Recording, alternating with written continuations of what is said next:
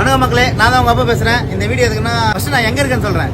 Porur DLF இருக்கு தெரியுமா? Porur DLF வந்து நைட்டு பிரியாணி கொடுங்கன்னு கேட்டிருந்தீங்க. அதுக்கு தான் இன்னைக்கு 11ஆம் தேதி 8 மணிலேருந்து பிரியாணி இருக்கு. இதுதான் கடை. இது வந்து நிறைய கடை கேட்டோம், கடை கிடைக்கல. அதனால ஒரு ஃபுட் ட்ரக் மாதிரி ரெடி பண்ணிட்டு இருக்கோம். உள்ள ரெடி ஆயிட்டு